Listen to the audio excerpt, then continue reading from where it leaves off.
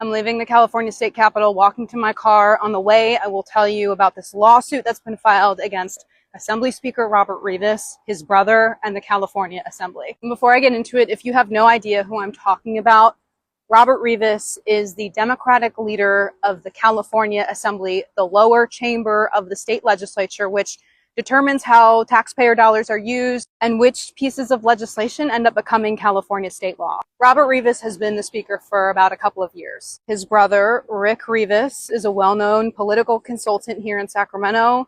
He is the vice president of California Affairs for the American Beverage Association, and he's worked for a couple of essentially political action committees. So earlier this month, Rivas abruptly fired his press secretary, Cynthia Moreno, after she was accused of sexual harassment.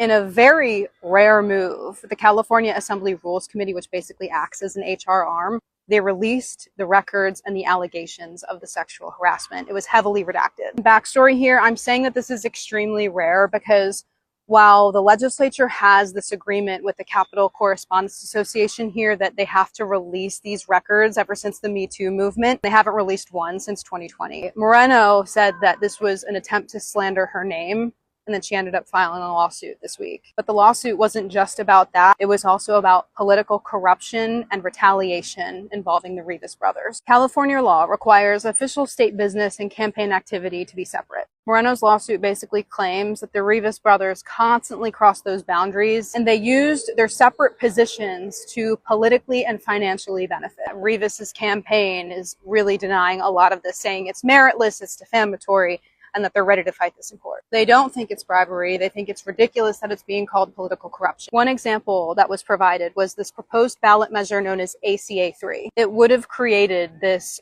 first-time home buyers down payment assistance program for support staff at the University of California campuses. Oftentimes, these staff can't afford to live where they work. A political action committee called the Friends of UC hired Rick Rivas and had been paying him $95,000 since March. A month after the PAC paid Rick Rivas $10,000, the Assembly's Appropriations Committee shelved the bill. And then in June, that same PAC paid Rick Rivas another $10,000.